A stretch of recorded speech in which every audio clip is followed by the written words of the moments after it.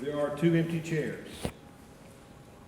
One is for Leo Seidel, U.S. Army, 1952 to 1954. Our always smiling Leo, we lost you in 2019, a week before your birthday. You are missed by all here at Yorkshire Village. May you rest in peace. The other one is Benjamin Frank Hicks, Army National Guards, 1949 to 1953. Frank, you were called home on your birthday this year. I can't think of a better way to celebrate your special day. Your gentle, sweet, smiling face will always be remembered here at Yorkshire Village.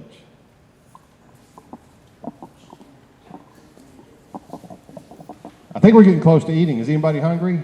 Yeah. Okay.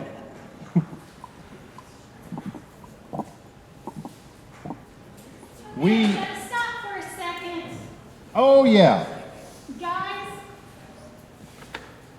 you in the military, ex-military, retired, I know you know what KP is and how to do potatoes, and we need these done before our lunch today. Can you help us deal? I think you just went back to KP duty is what I think. All these potatoes, guys. And I got 2 potato peelers. Kidding. I'm not kidding. Let's see who can do one faster than the other between you 2. Bring it on. Come on. Ready, set, go.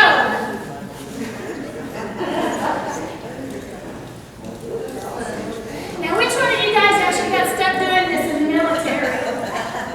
Did any of you guys get stuck peeling potatoes? Well, I thought Lewis had told me before he did get to peel a lot of potatoes in the military. How about you gentlemen back there? Did you guys get stuck? Did they get stuck doing potato duty?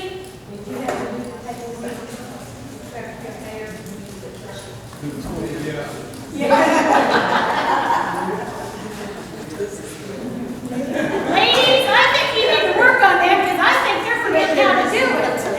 They're a little on the slow side. I think Charles is doing really good. I'm going to take you home with me, Charles. That's because he's the only one in his house. Oh, thank you.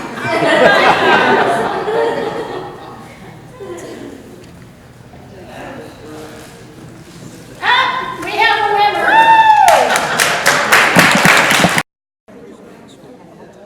Okay, is Ryan Shipman here? Ryan, would you like to come do your reading? With Americans fearing war, President John F. Kennedy spoke these inspirational words in his 1961 inaugural address. The torch has been passed to a new generation of Americans, born in this century, tempered by war, disciplined by a hard and bitter peace, proud of our ancient heritage and unwilling to witness or permit the slow undoing of those human rights to which this nation has always been committed. In the long history of the world, only a few generations have been granted the role of defending freedom in its hour of maximum danger. The energy, the faith, the devotion which we bring to this endeavor will light our country and all who serve it, and the glow from that fire can truly light the world. And so, my fellow Americans, ask not what your country can do for you, ask what you can do for your country. With a good consent, our only sure reward, with history the final judge of our deeds, let us go forth to lead the land we love, asking his blessing and his help, but knowing that here on earth God's work must truly be our own. Medic Desmond Doss entered the U.S. Army in April 1942 as a conscientious objector because of his religious beliefs. From the beginning, men in his company harassed Doss for his faith. On Okinawa in late spring of 1945, his battalion assaulted a jagged escarpment 400 feet high, only to be met with artillery mortar and machine gun fire that inflicted approximately 75 casualties. Doss remains with the many-stricken, carrying them one by one to the edge of the cliff and lowered them down its face. Each time he prayed, "Dear God, let me get just one more man." In 3 months battles in May, Doss unhesitatingly braved enemy artillery, mortar shells, and grenades to dress his fellow soldiers' wounds and evacuate them to safety. On May 21st, he was seriously wounded when a grenade exploded. He waited 5 hours before the litter bearers reached him. Discovering he had lost his Bible, Doss asked the men to watch for it. An entire battalion combined the battlefield, found the Bible, and mailed it to Doss. Private First Class Doss became the first conscientious objector to receive the Medal of Honor for bravery.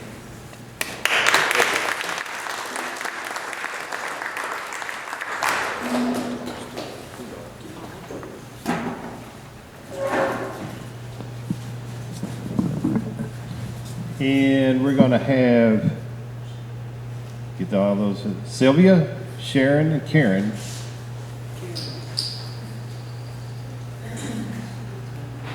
To come up and sing for us.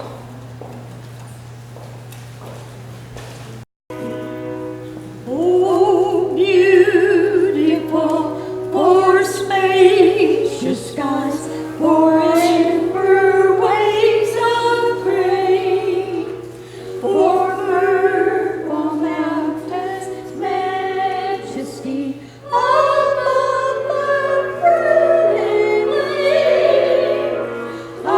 America, America, God shed His grace on thee, and crown thy good with brotherhood from sea to shining sea.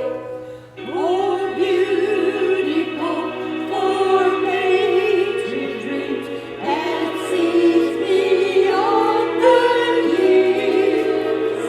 Thy alabaster cities gleam, undimmed by human tears.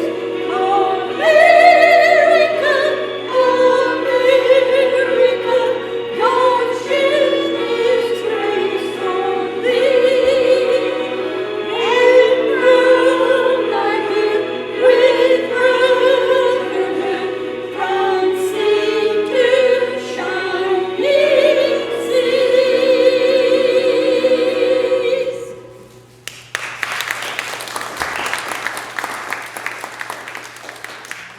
John 15:13 says, "No greater love hath any man than this, that he lay his life down for his friends." All of those that have served in the military sign on the dotted line. It says that you basically become government property. You're willing to give anything and everything, including and up to your life, for this country. And I think that is probably, and on Tuesday nights, I eat around a lot of veterans. They kind of joke, say I'm the only civilian they'll let in. But every one of these have been anywhere from Korea up to the Gulf War. Right now, our country is probably in the longest, well, it is in the longest active war in our nation from 1990. And it's up to Congress to determine when that will end. So we're going to do something tonight. We've already talked about the table. We have 2 veterans that are gone now.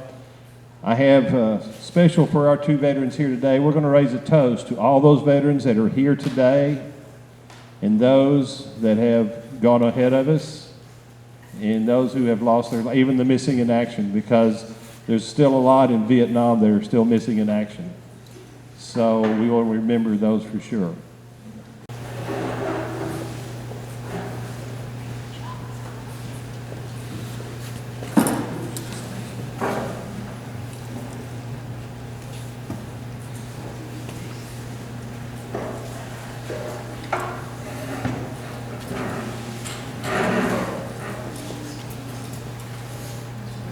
A toast to all veterans who are here, those who do not come home, and those that only God knows where they are at this time.